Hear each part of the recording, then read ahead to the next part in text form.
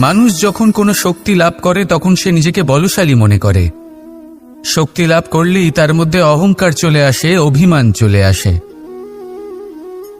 তার কারণ হলো সে একটা সহজ কথা বুঝতেই পারে না। এই সব যা হচ্ছে সময়ের জন্য হচ্ছে। সময়ের থেকে বেশি বলশালী আর কেউ নেই। এই সময়ের জন্যই রাবণ ভক্তি দ্বারা কৈলাস পর্বত তুলে নিয়েছিলেন। আবার সেই সময়ের জন্যই, সেই কারণেই রাবণকে বধ হতে হলো। তার সাথে সাথে রাক্ষস কুলও ধ্বংস হয়েছিল এবং লঙ্কাও ভস্ম হয়ে গেছিল। দেখতে গেলে জন্ম থেকে মৃত্যু পর্যন্ত এই যে সময়, সেটাই হলো জীবন। কিন্তু তার মধ্যেও যা সময় আসে কোনো কারণেই আসে। সেই সময় আমরা যাপন করে কিছু শিখতে পারি। তাই আজ যে সময় আপনার হাতের কাছে আছে তাকে মুষ্টিবদ্ধ করে রাখুন, তাকে সামলে রাখুন, তাকে সংযত করে রাখুন, অনুভব করুন, তার থেকে কিছু শিখুন। তাকে কোনোভাবেই ব্যর্থ হতে দেবেন না। আর এটা জেনে রাখুন যে ভবিষ্যতে যা কিছু হতে পারে, যা কিছু হতে চলেছে, সেটা না আপনি জানেন আর না তা আপনার বশে রয়েছে। সেই জন্য আজ অহংকার বা অভিমান করে নিজের ভবিষ্যতের ক্ষতি করবেন না, সেই অনর্থ ঘটাবেন না। এটাই হলো সময়ের অর্থ। আসুন আমার সাথে ভালোবেসে বলুন, রাধা রাধা। খুব বড় একটা প্রশ্ন করতে চলেছি। এই সংসারের সব থেকে বেশি সুখী কে? এবার কেউ বলবে সেই ব্যক্তি যিনি সব থেকে বেশি ধনী, যার কাছে সব থেকে বেশি ধন আছে, আভূষণ আছে, স্বর্ণ আছে। কেউ বলবেন কোনো রাজ্যের রাজা, কারণ তিনি শাসন করতে পারেন, তার আদেশ ছাড়া কোনো কাজ সম্ভব নয়, ইত্যাদি ইত্যাদি। এর উত্তর যদি আমি দিই তাহলে এটুকুই বলবো, সংসারের সব থেকে সুখী ব্যক্তি হলেন তিনি যিনি সন্তুষ্ট। তার কাছে সন্তোষরূপী ধন আছে যা তাকে সুখী রাখে। এবার এই সন্তুষ্টি সেটা কিভাবে আসে জীবনে? এটা আসে ধৈর্যের কারণে। ধৈর্যের এই অনুভূতি অত্যন্ত শক্তিশালী। এই ধৈর্যই কিন্তু আমাদের ধরিত্রীকে ধরিত্রী মাতা করে তোলে। কারণ ধরিত্রী মাতা ধারণ করেন, সহ্য করেন, ধৈর্য ধরেন এবং নিজের কর্ম করতে থাকেন। সেটা ধৈর্যই ছিল মাতা সীতার মধ্যে, যা রাবণের অন্ত করে দিল। এই ধৈর্যের কারণেই নারায়ণ কূর্ম অবতার ধারণ করেছিলেন, বড় একটা পর্বতকে পৃষ্ঠে ধারণ করেছিলেন এবং সমুদ্র মন্থনকে সম্ভব করেছিলেন। সেই জন্য সর্বপ্রথম মনের মধ্যে ধৈর্যকে নিয়ে আসুন। এই ধৈর্যই আপনাকে সন্তুষ্টির পথে নিয়ে যাবে, আর এই সন্তুষ্টি আপনাকে লোভ, মোহ এবং লালসার পথ থেকে দূরে নিয়ে সুখের পথে নিয়ে যাবে। আর তখন এই মন প্রসন্ন হয়ে বলবে, রাধা রাধা। মানুষ চিরকাল বড় মানুষ হয়ে উঠতে চায়, সবসময় সেই নিয়ে কল্পনা করে। কিন্তু প্রশ্ন হলো এটাই যে মানুষ বড় কখন হতে পারে? যখন সে ধনী হয়ে ওঠে, নাকি যখন তার কাছে সম্মান থাকে, নাকি যখন রূপবান হয় বা অধিক শক্তিশালী হয়? মানুষ বড় মানুষ তখনই হতে পারে যখন বিপদের সময় সে অন্য কোনো মানুষের পাশে এসে দাঁড়ায়। তাই সর্বপ্রথম এইটা শিখুন। হয়তো এই জন্যই হনুমান শ্রীরামের কাছে এতটা বড়, আর হয়তো এই জন্যই বলরাম দাদা আমার কাছে এত বড়। যদি আপনিও জীবনে বড় হয়ে উঠতে চান, তাহলে কারোর সাথে তার দুঃখের সময়, তার সংকটের সময় তাকে সঙ্গ দিন আর পাশে এসে দাঁড়ান। এই মন প্রসন্ন হয়ে বলবে, রাধা রাধা। আমাদের জীবনে আমরা যখনই এমন কোনো মানুষের সাথে পরিচিত হই যে বয়সে, পদে এবং আর্থিক দিক থেকে আমাদের থেকে পিছিয়ে, তখন আমরা সবাই খুব হীন নজরে তাদের দিকে দেখি। মনেই করি না যে সেই ব্যক্তির নিজস্ব একটা অস্তিত্ব রয়েছে, তার নিজেরও একটা মাহাত্ম্য রয়েছে। আমাদের মনেই হয় না যে আমাদের সামনে দাঁড়িয়ে থাকার যোগ্যতা আছে তাদের। চলুন আপনাকে একটা প্রশ্ন করি, শূন্যের নিজস্ব মূল্য কোথায়? আপনি বলবেন কিছুই না। শূন্যের আবার নিজস্ব মূল্য কোথায়? কিন্তু যখন এই শূন্যই কোনো সংখ্যার সাথে এসে যুক্ত হয়ে যায়, কোনো অঙ্কের সাথে এসে যুক্ত হয়ে যায়, তখন তার মূল্য অনেক গুণ বৃদ্ধি পায়। অর্থাৎ এই শূন্যের মূল্য অবশ্যই আছে। আর আমাদের জীবনেও এমন কিছু ব্যক্তি থাকেন, তাদের দেখে মনে হয় যে এদের কোনো মূল্যই নেই, কিন্তু যখন এই ব্যক্তি কারোর সাথে এসে জুড়ে যান তখন তার মূল্য সেই ব্যক্তির বৃদ্ধি ঘটায়। এই সংসারে এমন কোনো ব্যক্তি নেই যার কোনো মূল্য নেই। যদি আমরা ধনুকের কথা বলি তাহলে তার জন্য একটি দড়ির প্রয়োজন হয়, যেটি প্রত্যঞ্চা হিসেবে ব্যবহৃত হয়। যদি প্রত্যঞ্চা না থাকে তাহলে ধনুকের কোনো মূল্যই থাকে না। যদি প্রত্যঞ্চা না থাকে তাহলে ধনুকের অস্তিত্ব অসম্পূর্ণ থেকে যায়। এই সংসারে যে কোনো ব্যক্তি হোক বা যে কোনো বস্তু হোক, প্রত্যেকের নিজস্ব একটি মূল্য আছে। তার সম্মান করুন, সামনে অগ্রসর হন, আর আমার সাথে ভালোবেসে বলুন রাধা রাধা। যদি আপনি নিজের জীবনে প্রকৃত বন্ধু নির্বাচন করতে চান তাহলে তার আগে দর্পণ আর ছায়া এই দুইয়ের বিশেষত্বর বিষয়ে জানাটা অত্যন্ত প্রয়োজনীয়। দর্পণ কি করে থাকে? যখনই আপনি দর্পণের দিকে তাকাবেন ও শুধুমাত্র আপনাকে সত্যের সাথে অবগত করাবে, ও আপনাকে কখনো মিথ্যে বলবে না। সেখানেই যদি ছায়ার কথা বলি তাহলে দেখুন ছায়া কি করে, সব সময় আপনার সাথে থাকে, কখনো আপনার সঙ্গ ত্যাগ করে না। এবার আপনার জীবনে যদি এমন কোনো বন্ধু আসে যে সবসময় আপনাকে সত্য কথা বলবে, আপনার অপগুণের বিষয়ে যদি আপনাকে বলে কিন্তু তাও সে সত্যিই বলবে, তাহলে তার উদ্দেশ্য কিন্তু আপনাকে দুঃখ দেওয়া নয়, সে আপনার অজ্ঞানতা, আপনার ভ্রম দূর করতে চায়। যদি আপনি কোনো অনুচিত পথে চলতে থাকেন তাহলে সে আপনাকে বাধা দিতে চায়। আর যদি সেই মিত্রই ছায়া সঙ্গীর মতো হয়, সে কখনোই সুখ দুঃখে আপনার সঙ্গ ত্যাগ করবে না। তার উদ্দেশ্য হলো সবসময় আপনাকে রক্ষা করা।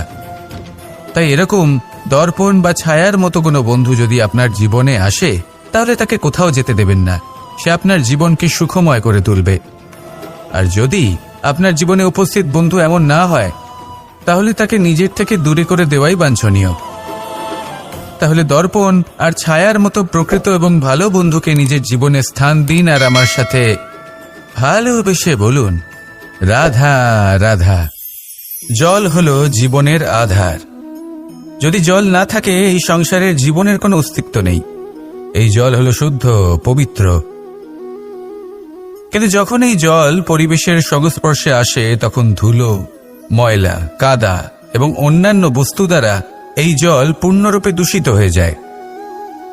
এবার যদি এই জলের শুদ্ধিকরণ করতে হয় তাহলে আমরা এই জলকে অস্থির হতে দিই না, তাকে স্থিরভাবে রেখে দিই। আর সেটা করলে সেই জল নিজে থেকেই সকল অশুদ্ধি ত্যাগ করে দেয়, নিজে থেকেই নিজেকে শুদ্ধ করে তোলে। এটা কিন্তু আমাদের মনের সাথেও হয়ে থাকে।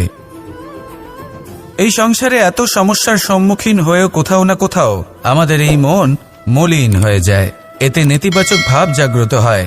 সেই মুহূর্তে আপনি কোনোভাবে রাগ করবেন না, মন খারাপ করবেন না, তাড়াতাড়ি কোনো সিদ্ধান্ত নেবেন না, কোনো প্রতিক্রিয়া দেবেন না। শুধু নিজের এই মনকে শান্ত করে রাখবেন, শান্ত মনে দিন যাপন করবেন। যদি এটা করেন তাহলে আপনি নিজে থেকেই বুঝতে পারবেন যে কি কি অশুভ ভাব আপনার মধ্যে জাগ্রত হয়েছে আর কি কি শুভ চেতনা আপনাকে জাগ্রত করতে হবে। আপনি নিজে থেকেই এমন পথ খুঁজে পাবেন যার দ্বারা এই অশুদ্ধি আপনি ত্যাগ করতে পারবেন। আসুন আমার সাথে ভালোবেসে বলুন রাধা রাধা। প্রারম্ভ শূন্যের দ্বারা হয়ে থাকে, তা সে ব্রহ্মাণ্ডই হোক, পৃথিবীই হোক, আদি ইত্যাদিই হোক। সবাই নিজের অস্তিত্ব শূন্য থেকে লাভ করে। এই শূন্য যার নিজের কোনো অস্তিত্ব নেই, কিন্তু সে সকলকে অস্তিত্ব দান করে থাকে। আমাদের এই শূন্যের মতো হতে হবে। যে আমাদের সাথে যুক্ত হবে তাদের অস্তিত্ব অনেক বেশি প্রখর হবে, বিশাল হবে, শ্রেষ্ঠ হবে। কিন্তু যেই আমরা তাদের থেকে দূরে যাব তারা আমাদের উপস্থিতির আভাস পাবে, আমাদের গুরুত্ব বুঝতে পারবে। শূন্যই হলো সূত্রপাত, শূন্যই হলো সমাপ্তি। শূন্যকে কেউ যতই ছোট মনে করুক কিন্তু এই শূন্য অত্যন্ত গুরুত্বপূর্ণ। তাই এই শূন্যের মতো হয়ে উঠুন আর আমার সাথে ভালোবেসে বলুন রাধা রাধা। এই জীবন আসলে কি?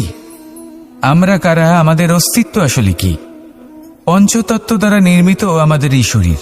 আর এর মধ্যে পরমাত্মার একটি অংশ আত্মারূপে বসবাস করে। আর যখন এই জীবন সমাপ্ত হবে তখন আমাদের আবার এই পঞ্চতত্ত্বের মধ্যে বিলীন হয়ে যেতে হবে। এটাই সত্য। এবার অনেক মানুষ আছেন এমন অনেক চেষ্টা করতে থাকেন এমন কর্ম করার যাতে এই সংসার তাদের চিরস্মরণীয় করে রাখবে। কিন্তু এই জীবন আসলে কি? সেই সময় যখন আমরা নিঃশ্বাস নিই, আমাদের হৃদস্পন্দন হয়, আমরা যে মুহূর্তগুলো যাপন করি, এবার এই মুহূর্তগুলিতে আমরা কি করব সেটা অত্যন্ত গুরুত্বপূর্ণ। আমরা কি অহংকার করব নাকি পরোপকার করব?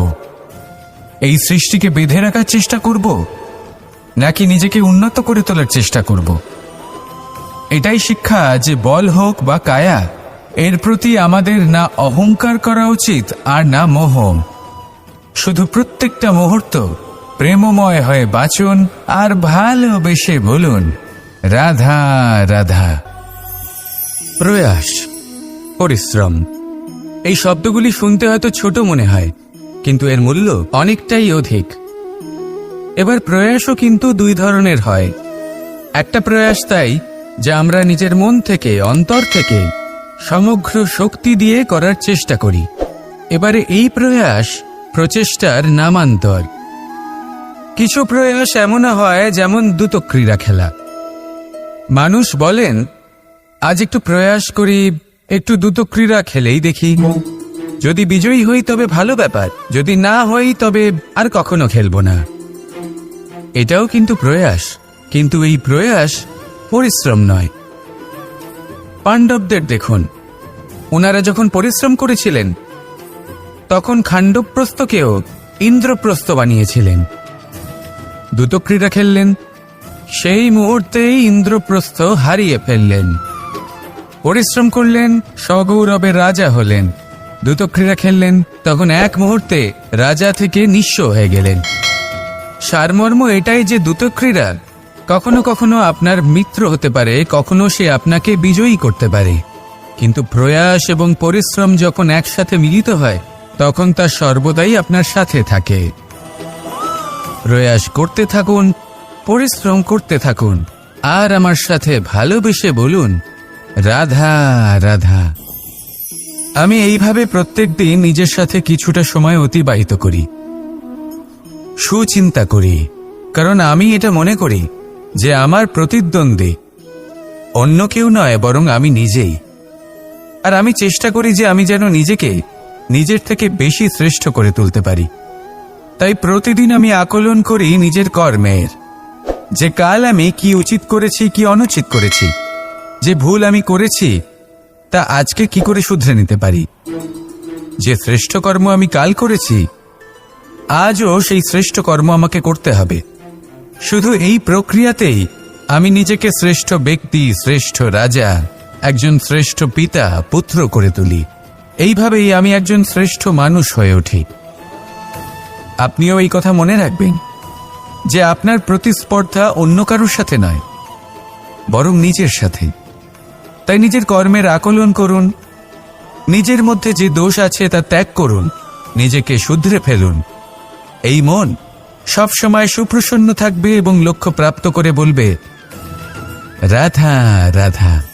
কখনো কোনো পাখিকে দেখেছেন? যখন সে প্রথমবার উঠতে চেষ্টা করে সে বাসা থেকে মাটিতে পড়ে যায়, কিন্তু সে হার মানে না, চেষ্টা করতে থাকে, করতেই থাকে, ডানা ঝাপটাতে থাকে, আর তারপর সে উড়তে শেখে। গোল শালগ্রাম শিলাকে দেখুন, পর্বত থেকে খসে পড়ে, ধাক্কা খায়, জলের প্রবাহ দ্বারা ঘর্ষিত হয়, তারপরে তা শালগ্রামে পরিণত হয়।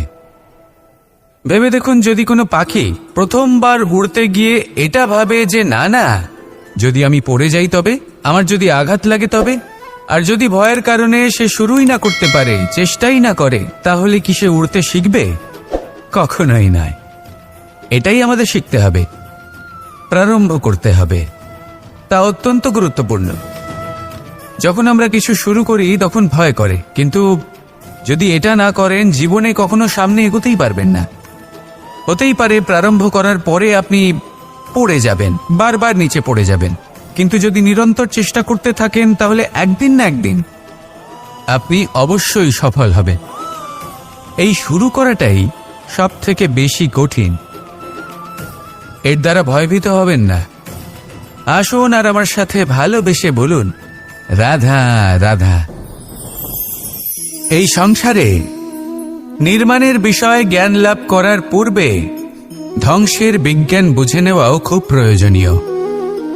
যখনই আমরা ব্যায়াম করি তখন কি হয়, আমাদের পুরনো মাংসপেশি নষ্ট হয়ে যায় এবং সেই মাংসপেশির স্থানে আমরা নতুন মাংসপেশির নির্মাণ করে থাকি। যেমন একটা নতুন ইমারত গড়ে তোলবার পূর্বে পুরাতন ইমারতকে ভঙ্গ করে দিতে হয়, তবেই তো সেই স্থান সজীব হবে, ঠিক কিনা?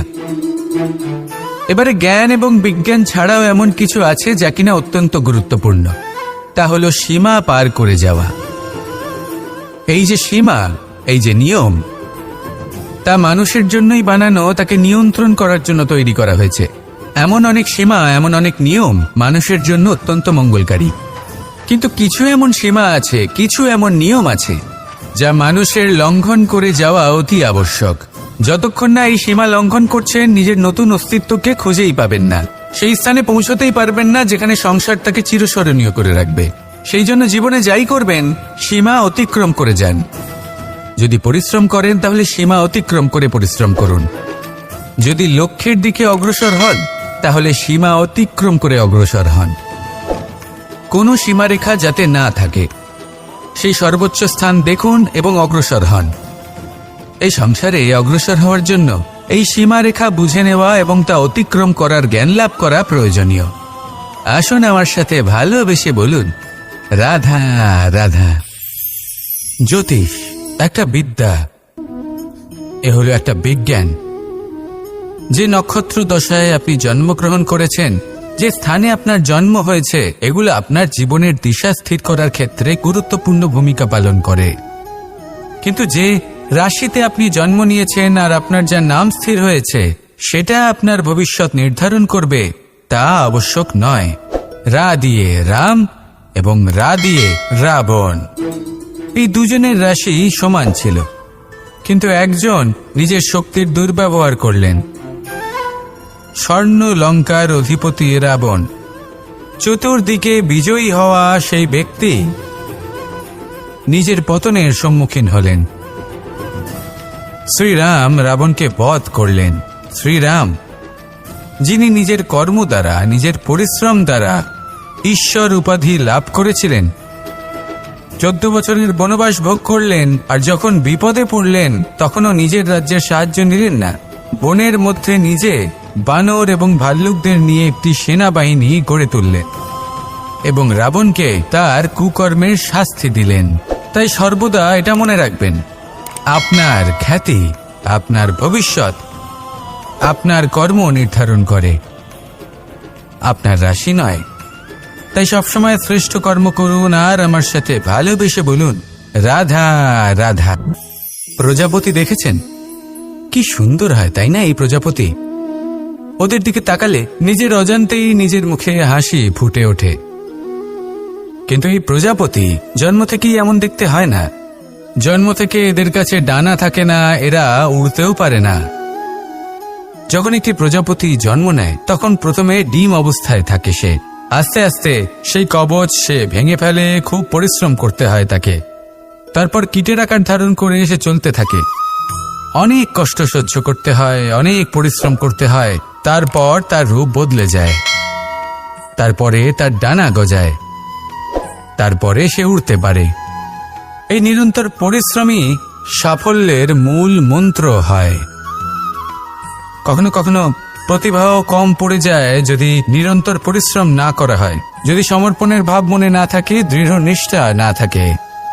আর কখনো কখনো সেই ব্যক্তি যার মধ্যে বিশেষ প্রতিভা থাকে না, সেই ব্যক্তি নিরন্তর পরিশ্রম করে, নিজের মনে সমর্পণের বোধ জাগিয়ে তোলে, দৃঢ় নিষ্ঠার সাথে কর্ম করে আর সাফল্য লাভ করে। সেই জন্য আপনি জীবনে যেখানেই পৌঁছে যান না কেন, নিরন্তর পরিশ্রম করতে থাকুন। তবেই আপনার ভবিষ্যৎ রঙিন প্রজাপতির মতন গগনচুম্বী হবে। তবেই এই সংসার আপনাকে দেখবে এবং নিজের অজান্তেই এই সংসার নিজের মুখে হাসি ফুটিয়ে তুলবে এবং এই সংসার আমার সাথে ভালোবেসে বলবে, রাধা রাধা। আপনি কখনো কাউকে পর্বতে আরোহণ করতে দেখেছেন? বা আপনি কখনো নিজে কোনো পর্বতে আরোহণ করেছেন? করে থাকলে আপনি এই বিষয়ে অবশ্যই জানবেন যে যখন আমরা শিখরের দিকে এগোই, ওপরের দিকে এগিয়ে চলি, তখন আমাদের একটু ঝুঁকে পথ চলতে হয়, তখনই আমরা সেই পর্বত আরোহণ করতে পারি। কিন্তু যে ব্যক্তি নিচের দিকে ফিরে আসছেন তিনি কিন্তু ঝুঁকে চলেন না, তিনি দৃঢ়ভাবে সোজা হয়ে নিচে নামেন। এই ভারসাম্য বজায় রাখার এই খেলাতে সংসারের একটা সার লুকিয়ে রয়েছে। যদি আপনিও জীবনে উঁচুতে উঠতে চান, শিখরে পৌঁছতে চান, তাহলে আপনাকেও নত হয়ে বিনম্র হয়ে সামনে এগোতে হবে। সেখানে যদি আপনি বুক চিতিয়ে উদ্ধতভাবে অহংকার বোধ নিয়ে চলতে থাকেন, সেখান থেকেই আপনাকে নিচে নামতে হবে। কোনো ব্যক্তি তার বিনম্র স্বভাব দেখেই বোঝা যায় যে সেই ব্যক্তি সাফল্যের শিখর দেশে আরোহণ করছে নাকি নিচে তথা খাদের দিকে যাত্রা করছে। তাই সবসময় বিনম্র থাকুন, শ্রেষ্ঠ কর্ম করুন, পরিশ্রম করুন, আর আমার সাথে ভালোবেসে বলুন রাধা রাধা। কর্ণ, সূর্যপুত্র কর্ণ, স্বয়ং সূর্যের পুত্র, দেবী কুন্তীর প্রথম পুত্র। সেই কর্ণ যার একটি বাণ আমার রথকে, সেই রথ যার উপর মহাবলী অর্জুন বিরাজমান ছিলেন, যার পতাকায় স্বয়ং হনুমান ছিলেন, সেই রথকে তার একটি বাণ ধসিয়ে দিতে পেরেছিল। দৈব কবচ কুণ্ডলধারী কর্ণ, সেই কর্ণ যুদ্ধক্ষেত্রে নিজের সমাপ্তির সম্মুখীন হলেন। কারণ কি ছিল? নির্বাচন।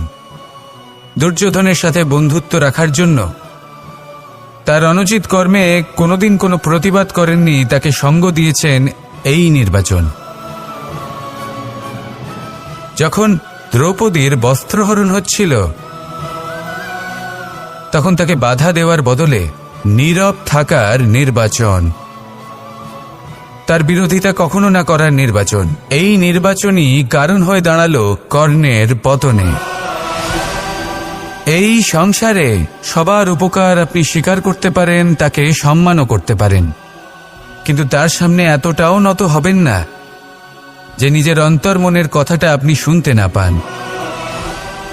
নির্বাচন যদি ধর্মসঙ্গত হয় তবেই তা শুভ হয়। আসুন আমার সাথে ভালোবেসে বলুন রাধা রাধা। মানুষ ছোট হোক বা বড়, রাজা হোক বা দরিদ্র, সমস্ত মানুষের মধ্যে একটা সামঞ্জস্য থাকে। সমস্ত মানুষের কাছে তার প্রশংসা অত্যন্ত গুরুত্বপূর্ণ। সে খুবই প্রসন্ন হয় যদি আপনি তার প্রশংসা করেন, কিন্তু আপনি যদি তাকে এটা বলেন যে এটা তোমার ভুল ছিল, তোমার কিছু খামতি ছিল, তখন সেটা সে মানতে রাজিই থাকে না। সব মানুষ এটা শুনতে পছন্দ করে যে সে যেটা করেছে সেটাই সর্বোত্তম। এবার আমি আপনাকে একটা কথা বলি, এই হলো নিন্দা, এই হলো প্রশংসা, আর এই হলো সত্য, যা সবার থেকে উচ্চস্থানীয়। সেই জন্য মানুষ আয়না দেখে। আয়না তাকে তার সৌন্দর্য দেখায় না, তাকে দেখায় যা সত্য, যাতে মানুষ আরো সুন্দর হওয়ার চেষ্টা করতে থাকে। তাই আয়না অত্যন্ত গুরুত্বপূর্ণ সত্যকে জানার জন্য। জীবনে নিন্দুকের মাহাত্ম্য প্রশংসকের মাহাত্ম্যের থেকে অনেক বেশি। কেন? কারণ তারা আপনাকে আপনার খামতি দেখায়, আপনার ভুলগুলো বুঝিয়ে দেয়, আপনাকে একটা সুযোগ দেয় নিজেকে শুধরে নিতে, নিজেকে আরো শ্রেষ্ঠ করে তুলতে, যা প্রশংসক করতে পারে না। তাই জীবনে যদি কখনো নিন্দা করা হয়, তাকে ভালোবেসে গ্রহণ করুন, ধন্যাত্মক রূপে গ্রহণ করুন। যদি নিজেকে কোনো শিক্ষা দেওয়া সম্ভব হয় তাহলে অবশ্যই দিন। দেখবেন মন প্রসন্ন হয়ে বলবে রাধা রাধা। জীবনে কখনো সাফল্য আসে, আবার কখনো অসফলতা, কখনো আশা পাওয়া যায়, কখনো নিরাশা, কখনো জয় লাভ করি, আবার কখনো পরাজয়। এর পেছনের কারণটা জানা অত্যন্ত প্রয়োজনীয়। যদি আমি পরাজয়ের কথা বলি, যখনই আমরা পরাজয় লাভ করি আমরা ভাবতে থাকি যে এমন কেন হলো? আমাদের শত্রু কি বেশি শক্তিশালী ছিল, নাকি আমাদের নীতিতে কোনো খামতি ছিল? এই সমস্ত কারণের পেছনে খুব বড় একটা কারণ থাকে, আর সেই কারণ আমাদের অন্তরে সুপ্ত থাকে।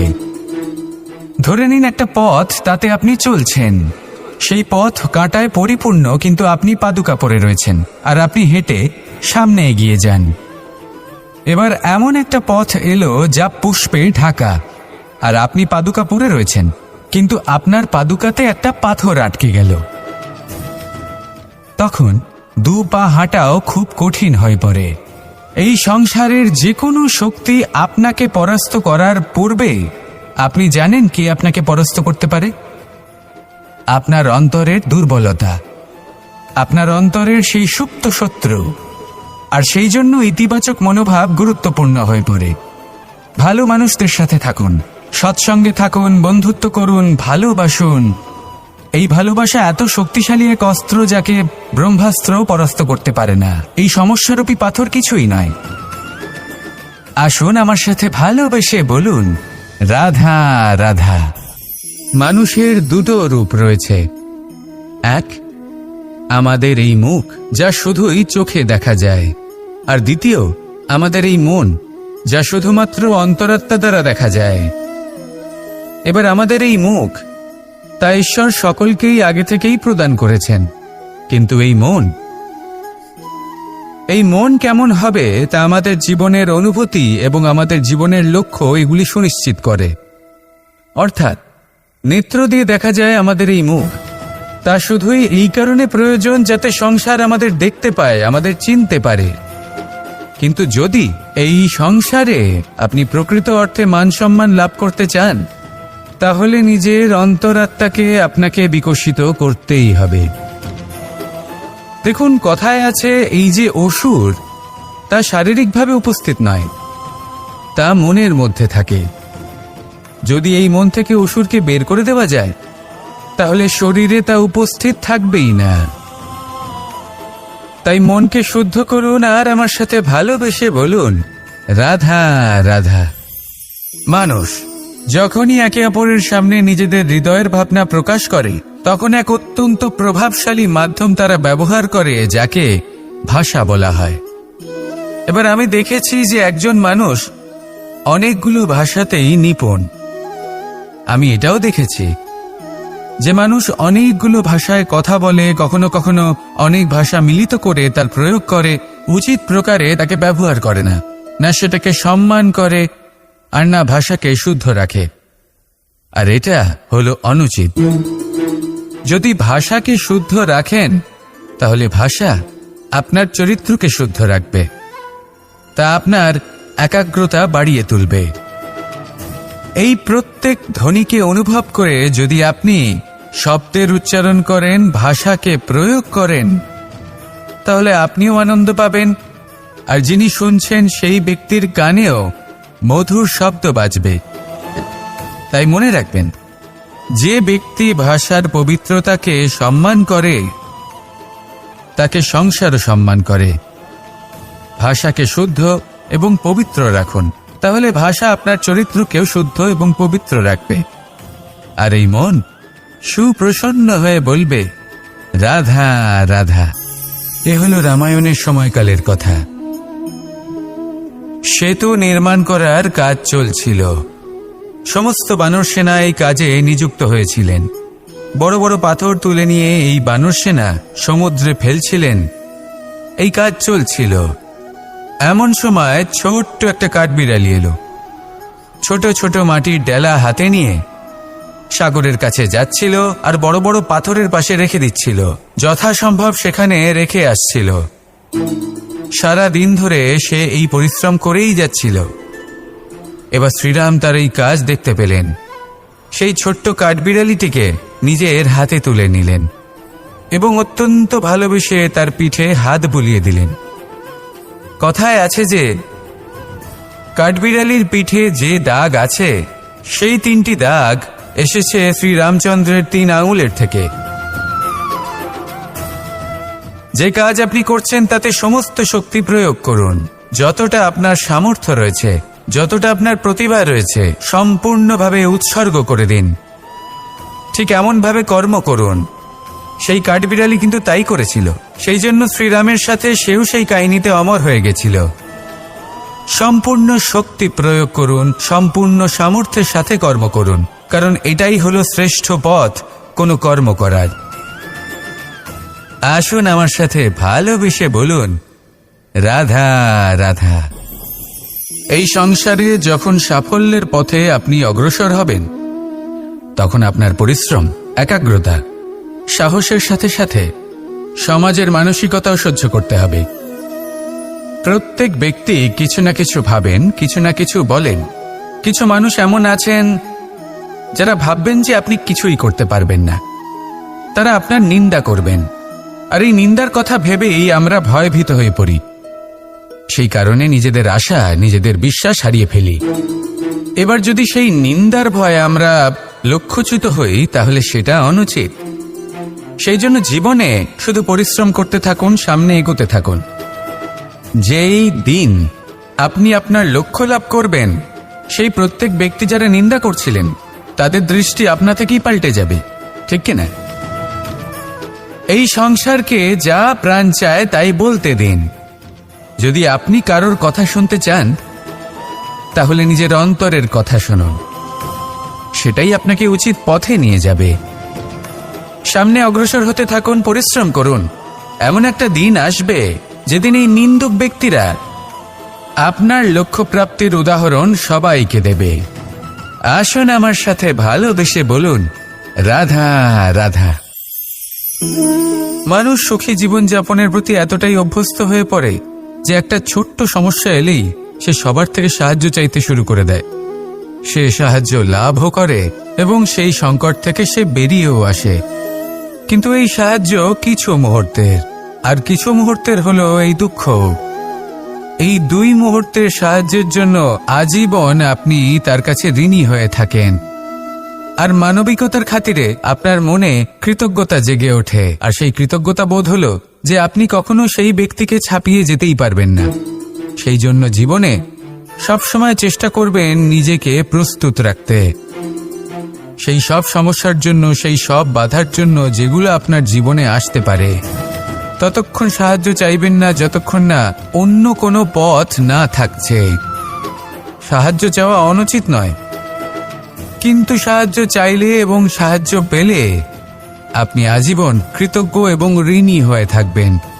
আর তারপর একদিন আপনি পরিবর্তন দেখতে পাবেন যে কিভাবে আপনি ছোট ছোট সমস্যার জন্য সাহায্য না চেয়ে বড় বড় সমস্যার সম্মুখীন হতে প্রস্তুত হয়ে গেছেন। এটাই হলো সংসারের নীতি। এটাই পালন করুন আর আমার সাথে ভালোবেসে বলুন, রাধা রাধা। এমন অনেক মানুষ আছেন যারা আমাকে ভগবানের পরিভাষা জানতে চান, যে ভগবান আসলে কি, তিনি কেমন। এবার দেখুন, ভগবান হোক বা আপনার স্বপ্ন হোক বা আপনার লক্ষ্য হোক না কেন, সেই লক্ষ্য তখনই পূর্ণ হয়, তখনই তাকে লাভ করা সম্ভব যখন আপনার দৃষ্টিভঙ্গি মঙ্গলময় হয়। যখন আপনি নিজে মনে করবেন যে আমি যেটা পেতে চাইছি তা শুভ। উদাহরণস্বরূপ, কোনো পাখিকে দেখুন, সে গাছের ডালে বসে এবং সেখানেই বিশ্রাম করে, কিন্তু পড়ে না। কেন? কারণ ওর বিশ্বাস যে যে শাখার উপরে ও বসে আছে সেটাই হলো ওর বাসস্থান। যদি আপনি বিশ্বাস করেন তাহলে আপনি পাথরের মধ্যেও ভগবান দর্শন করতে পারবেন। আর যদি বিশ্বাস না থাকে, তাহলে যদি ভগবান সামনে দাঁড়িয়েও থাকে তবেও আপনার বিশ্বাস হবে না। তাই বিশ্বাস করতে শিখুন। এই বিশ্বাসের আধারেই আপনি সেই সব কিছু পাবেন যা আপনি পেতে চাইছেন। আসুন আমার সাথে ভালোবেসে বলুন, রাধা রাধা। গুরু, যিনি পথ দেখান, আমাদের জীবনে অত্যন্ত গুরুত্বপূর্ণ, অত্যন্ত আবশ্যক। কিন্তু কিছু মানুষ মনে করেন যে গুরুর কোনো প্রয়োজন নেই, কারণ এই সমগ্র জ্ঞান মানুষের অন্তরেই নিহিত রয়েছে। এবার প্রশ্ন এটাই, যদি সমস্ত জ্ঞান মানুষের অন্তরে নিহিত থাকে তাহলে গুরুর কি প্রয়োজন? আর যারা আজ পর্যন্ত গুরুকে মেনে এসেছেন তারা কি অনুচিত করেছেন? এর উত্তর আমি আপনাকে দেব একটা উদাহরণ দ্বারা। একটা কাঠ যা জ্বলনশীল। জ্বলনের ঊর্জা তার অন্তরে নিহিত রয়েছে, কিন্তু তার জ্বলনের জন্য বাইরে থেকে একটা অনুঘটকের প্রয়োজন হয়। এই অনুঘটকই হলেন আপনার গুরু। উত্তাপ যা একটা কাঠকে জ্বালাতে পারে, সেই উত্তাপ হলো গুরুর প্রচেষ্টা। যদি সেই গুরুই না থাকে, তার প্রচেষ্টাই না থাকে, তাহলে সেই সমস্ত জ্ঞান যা মানুষের অন্তরে নিহিত তা ব্যর্থ হয়ে যাবে। যদি আপনার সাথে আপনার গুরু থাকেন, আপনার পথ প্রদর্শন করেন, আপনার অন্তরের জ্ঞানকে বাইরে নিয়ে আসতে পারেন, তাহলে তাকে সম্মান করুন আর আমার সাথে ভালোবেসে বলুন, রাধা রাধা। असतो मा सद्गमय, तमसो मा ज्योतिर्गमय, मृत्युर्मा मृतंगमय। জ্ঞান সেটাই যা অসত্য থেকে সত্যের পথে চালিত করে। প্রকাশ সেটাই যা অন্ধকার থেকে আলোর পথে নিয়ে আসে। জীবন সেটাই যা মৃত্যু থেকে অমরত্বের পথে নিয়ে যায়। এবার এই তিনটে, জ্ঞান, জীবন এবং প্রকাশ, একই রকম। শূন্য থেকে এর উৎপত্তি হয় এবং আস্তে আস্তে আপনার জীবনে বিস্তার লাভ করে। এবার আমরা এটাই ভাবি যে কেমন করে এই তিনটিকে আগলে রাখা যায়। এর উত্তর হলো, এদের আগলে রাখার প্রয়োজনই নেই, ভাগ করে দিতে হবে। কোনো বৃক্ষকেই দেখে নিন, একটি বৃক্ষ অনেক বছর ধরে বেঁচে থাকে। কেন? কারণ সে ভাগ করে দিতে জানে। সে নিজের বীজ ছড়িয়ে দেয়, এই ধরিত্রীতে দেয়, সেই বীজ যা অঙ্কুরিত হয়ে এক নতুন বৃক্ষকে জন্ম দেয়। শুধু ছড়িয়ে দিয়ে একটি বৃক্ষ জীবন দান করতে পারে।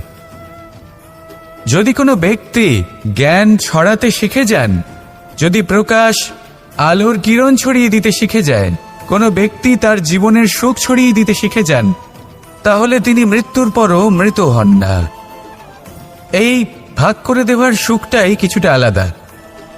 এই সুখ অনুভব করুন আর আমার সাথে ভালোবেসে বলুন, রাধা রাধা। আপনি কখনো কোনো সরোবরের দিকে তাকান, যার জল হলো শান্ত, স্থির। আপনি স্পষ্ট দেখতে পাবেন সেই সরোবরের তলদেশে কি রয়েছে। তাতে সাঁতরে বেড়াচ্ছে সুন্দর মাছ, চকচকে কিছু পাথর, স্বর্ণরূপী বালি, সবই আপনি দেখতে পাবেন। কিন্তু যখনই আপনি একটা ছোট্ট পাথর তুলে সেই জলে ছুঁড়ে ফেলবেন, তখন সেই জল বিচলিত হবে আর সেই স্পষ্টতা ন্যূনতম হয়ে যাবে। তারপর কিছুই স্পষ্টভাবে দেখা যাবে না। এই ঘটনা মানুষের সাথেও ঘটে। মানুষ যদি বিচলিত হয়ে পড়ে, তখন সে বুঝতে পারে না যে বর্তমানে কি হয়ে চলেছে আর ভবিষ্যতে কি করা উচিত। কিন্তু সেই মানুষ যদি শান্ত থাকেন, স্থির থাকেন, ধন্যাত্মক থাকেন, তাহলে নিশ্চিত রূপেই বুঝতে পারবেন যে বর্তমানে কি করতে হবে আর ভবিষ্যতে কি করতে হবে। তাই নিজের মধ্যে সেই স্থিরতা আনুন, সেই ধৈর্য ধরুন, নিজেকে শান্ত রাখুন আর সবার মধ্যে ভালোবাসা ছড়িয়ে দিন। এই মন প্রসন্ন হয়ে বলবে, রাধা রাধা। সম্পর্ক এ হলো এক বন্ধন যা আমাদের এক সূত্রে বেঁধে রাখে। কিন্তু এমন কিছু ব্যক্তি থাকেন যারা এই সম্পর্কের বিষয়ে নিজস্ব একটা ধারণা করে ফেলেন যে সম্পর্ক এরকম হওয়া উচিত, সম্পর্ক সেরকম হওয়া উচিত। আমি এই সম্পর্কের জন্য কত কিছু করেছি এই ব্যাখ্যা করতে থাকেন আর তার বদলে অনেক কিছু প্রত্যাশাও করেন। কিন্তু সত্য হলো এটাই যে সব সম্পর্ক একরকমের হয় না, কিন্তু প্রত্যেক সম্পর্কের একটা বিশেষত্ব থাকে। যেমন চোখ আর নাকের এই সম্পর্ককেই দেখুন। চোখের সব থেকে কাছে কে আছে? নাক আছে। কিন্তু এই চোখ দিয়ে এই নাককে আমরা দেখতেই পাই না। তবে কি ধরে নেব এই সম্পর্কের কোনো মূল্য নেই? এমনও নয়। ঠিক এইভাবেই যদি কোনো ব্যক্তি তার আবেগ আপনার কাছে ব্যক্ত করতে না পারেন বা প্রকট করতে না পারেন বা আপনাকে বোঝাতে না পারেন, তাহলে তার মানে এটা নয় যে তার সাথে আপনার সম্পর্কের তিক্ততা রয়েছে। এমনটা কখনোই নয়। শুধু চোখ আর নাকের এই সম্পর্কের মতোই হলো আমাদের জীবনে আমাদের আপনজনের সাথে সম্পর্ক। যদি কারোর ব্যবহার আপনার প্রতি অনুচিত হয়, বা যদি কেউ অনুপস্থিত থেকে থাকে বা কেউ যদি আপনাকে বুঝতে না পারেন, তাহলে তার অর্থ এটা নয় যে আপনি সেই সম্পর্ক ভেঙে ফেলবেন। বুঝুন, আপনার জীবনে তার গুরুত্ব কোথায় আর তার জীবনে আপনার। সম্পর্ক গড়ে তুলুন, তাকে পালন করতে শিখুন, একসাথে মিলে চলুন। এই মন সুপ্রসন্ন হয়ে বলবে, রাধা রাধা।